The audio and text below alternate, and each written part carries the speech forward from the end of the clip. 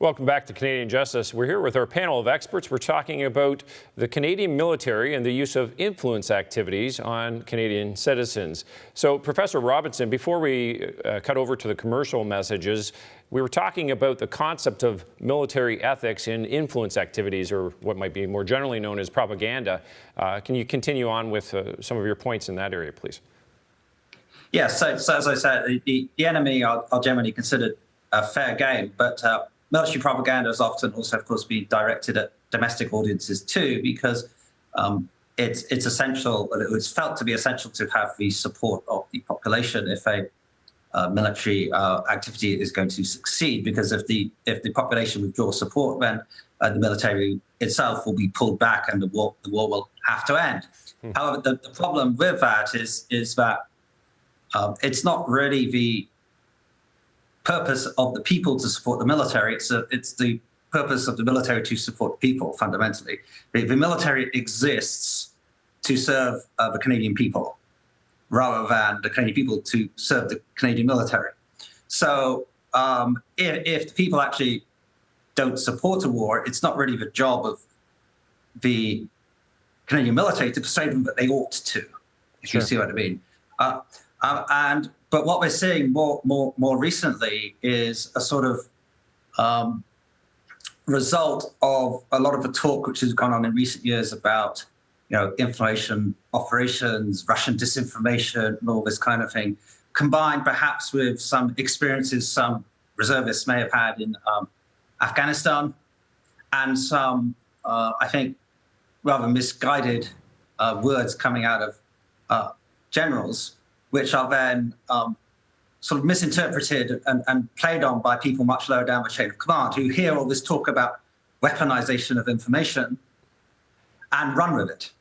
Yeah. And then perhaps, they've got some guys who are in Afghanistan who say, hey, this is what we did in Kandahar, let's try this out. And, it's not that anyone is telling them to do this necessarily, but the general sort of message they're getting from on top, allied with some personal experience, produces this kind of thing.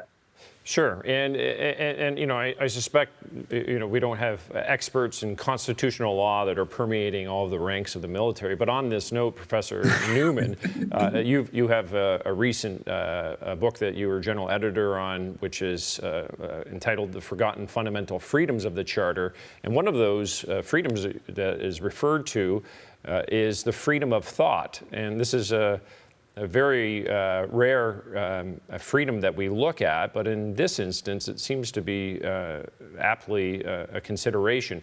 What is your take on the freedom of thought, and specifically with the facts at hand? So indeed, it's a freedom we don't think about very often. We hopefully use it all the time.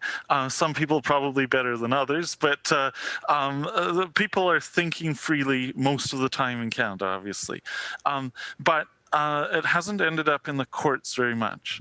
And as a result, there isn't very much interpretation of what it means. So in the research involved in the book, we tried to trace back to just what had been meant by that when it was put into the Constitution, what was different about having that in there or not, and some of the background documents and some of the previous instruments or documents that went into the drafting of the Charter have something to say about it.